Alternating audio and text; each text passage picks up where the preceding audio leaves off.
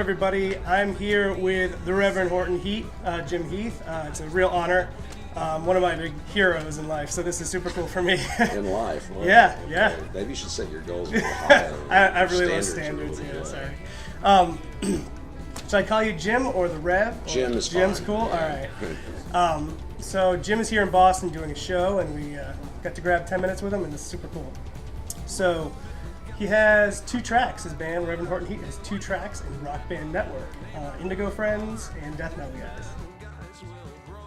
Have you been very hands-on with that process at all, or has it been I just kind of let them do what they wanted to do, and I think the label did as well. We got one of our best producer buddies, Ed Stasium, who produced a lot of the Ramones' great stuff and produced a lot of great albums. But he helped them get the tracks that they needed together, and so I trust Ed, so I didn't say Ed do it, and so Totally. I knew he'd do a good job, and he did. So. Yeah, and the reaction's been really good. That you've got a good base of fans that have been wanting Reverend Horton Heat tracks in our game. Yeah. Good. Because I don't know if you remember, in Guitar Hero 2, we had Psychobilly Freakout, and people are nuts about that, and have ever since Rock Band came out, have been wanting the full band version. So any chances that might be down the line? Oh, for Psychobilly Freakout? Yeah. Oh, well, yeah, I mean, if they want it, just I'll answer my phone. Just call me up. Yeah, it's easy. So yeah, man. No, if they'd like that. That's been a great thing because Psychobilly Freakout got into Guitar Hero, and it was for a band like us, it was like having a hit song. And then what's also funny, too, is now, a lot of the older people that I know all of a sudden know who I am because their kids play, and there's this, Reverend Horton Heat, oh yeah, we know him. So it's been a good thing for us. So. Totally. And actually, it's funny, the way that I discovered you guys, so I grew up in really rural Maine, where shows didn't come to town at all. I never had a chance to see you growing up. There's this computer game called Redneck Rampage. 1997, had 2 of your songs on it. Mm-hmm. It was you, Mojo Nixon, I can't remember who else was on it, but it was a great soundtrack, and there's this silly video game, but that's how I found out. And you've had music in the Tony Hawk games.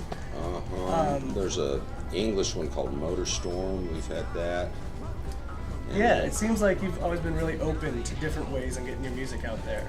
Yeah, well, the thing is, and honestly, it's not us, it's we're lucky that we get to do what we do, you just kind of, stuff falls into your lap, and you're grateful that it does, what the key to getting into stuff like that for us is just by virtue of the fact that we're a hardworking band, we're out there all the time playing music, and,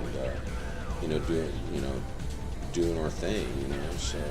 Yeah, you're pretty much every year, it seems, you're on tour for a good portion of the year, right? Yeah, we tour about a third of the year. Man. We're gone from the house, and that's backed way down from where we used to be. So, but when we were younger, and also though it's not just that though, it's because we like to play a lot still, but we were going to these cities so many times a year that it was kind of.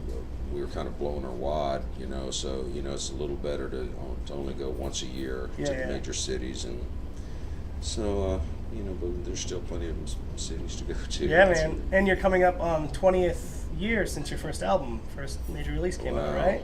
I think 91? So. I think 1990. 90. There you go. I think it's I didn't even think about that. Sorry. Yeah, thanks a lot. 20 years, 10 albums. Yeah, that's pretty awesome. That you guys are not let up. You got your side project too, which is also very cool. How's that going? Yeah, well, I kind of had to stop that. My main baby is Reverend Horton Heat, and so to have a whole other side thing it was getting to be a little bit much. But I've been talking to Tim, the organist, and we're talking about firing that thing back up very soon. So it's just kind of a matter of me now getting with the program and learning the new songs that they want to do. So that was more of like a jazz trio almost, right? Well, we do some jazz, but really it's based more just around rhythm and blues and New Orleans rhythm and blues. But then we do some crazy stuff too. We do a lot of TV and movie show themes, vintage TV and movie show, or TV show movie themes, and some Henry Mancini songs and Nelson Riddle arrangements, and that's kind of a challenging, fun deal to do an orchestra arrangement with just an organ and a guitar and drums, and so but it's fun, you know. We and I learn a lot. Tim's a great. He's actually one of my musical mentors, going way back over, 25 years ago. I've known him for a long time. Very cool. And it's good, get a perspective from a keyboard player, because I'm not. I'm a guitar player, so Right. it's fun. Very cool.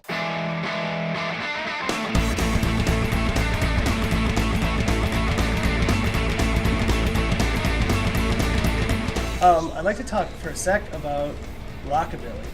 I mean, it's such a specific genre, and it speaks to specific types of people. Like, it speaks to me. Like, I grew up in the woods where people listen to country music. Like, we had 2 radio stations, the country station and the oldies station.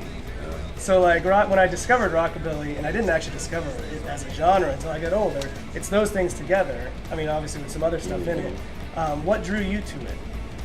Well, a lot of it was just the ideal of the 50s, and I guess at some point I saw the movie American Graffiti, and I thought that was the coolest movie ever, and it really got me interested more in the 50s styles, but also my first real heroes in music when I started learning to play and learning about stuff were blues guys from the 50s. So a lot of the Chess Record stuff, Muddy Waters and Buddy Guy, Sonny Boy Williamson, Little Walter, that kind of thing, and then Chuck Berry, and then that, of course, Elvis and Johnny Cash. I kind of grew up with all that stuff there anyway, so I just got more and more drawn into it, and then hanging around record collector friends, and at one point though, I do remember I had the realization that Rockabilly, this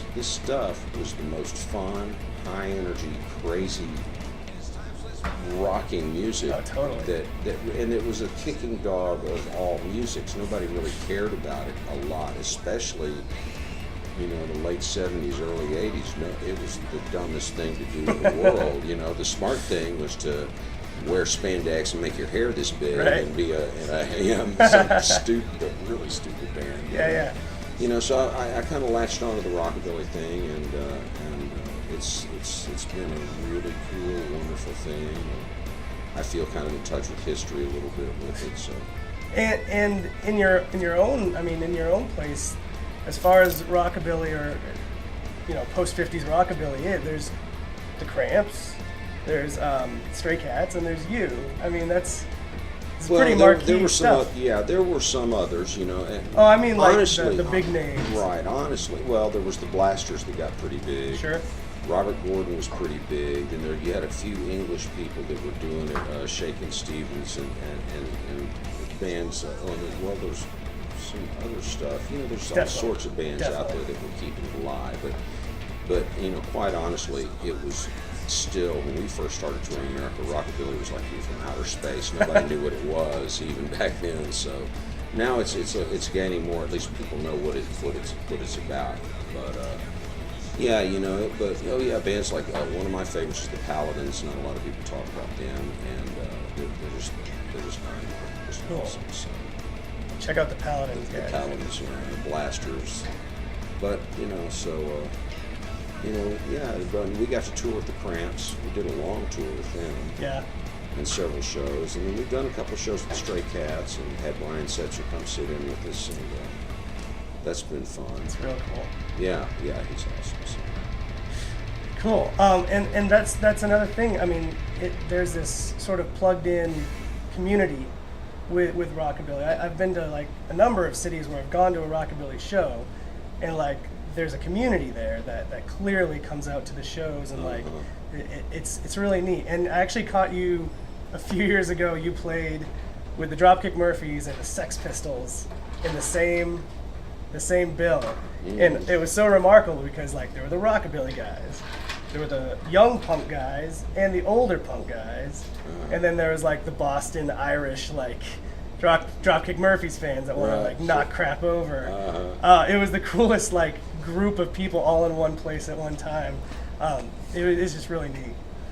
Oh yeah, yeah, and you know we've been able to, and part of that too is we have a really good manager, and so he's able to find us unusual stuff to do, and that does at the end of the day work, but be a little odd, you know, and so yeah, you know, we don't, you know, a lot of the tours we do, you know, aren't with other traditional rockabilly bands, but we do it when we can and when it makes sense with the promoters and all that, so.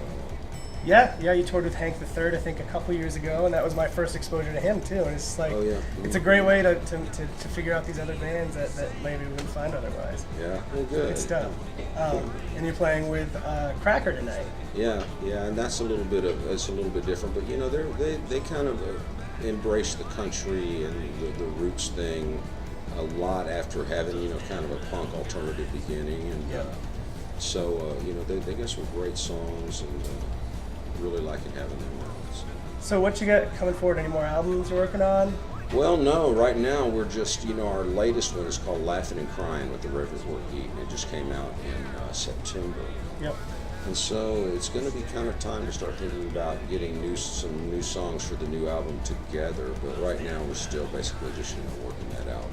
Yeah, Death Metal Guys is such a great song. It's basically, if you haven't played it yet, it's comparing death metal guys to rockabilly guys, and it's really tongue in cheek, and it's funny. It's kind of a goofy, zany song, but a lot of fun to play. Got some good guitar licks in there. Totally. And I worked on getting some good ones on that one. Sometimes I don't. I just like play whatever, and then could have done something better there maybe. But that's all right. So I'm glad they liked that when they used it. So yeah, definitely. Final. Do you have any advice for the kids? So a lot of our fans, obviously they're playing video games, but a lot of them have aspirations to become real musicians. And how do you get as good as Reverend Horton Heat?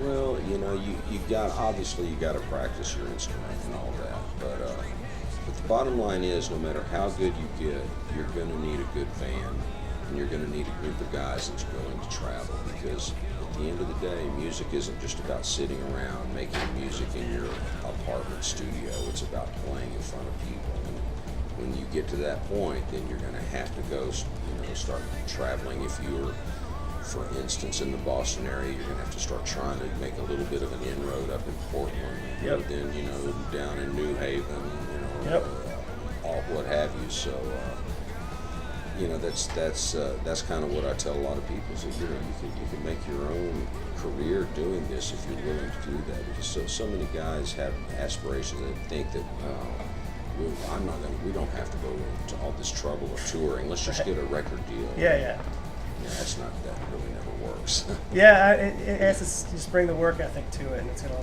follow. Yeah, that's right. You guys have definitely done that. Like, congratulations on 20 years of great albums, great music. Thank you, man. Honestly, you guys still put on the best show I see every year. Every time you come around, it's just like, it's nuts. Like, you're standing on Jimbo's bass. It's crazy. Good. Yeah. It's crazy stuff.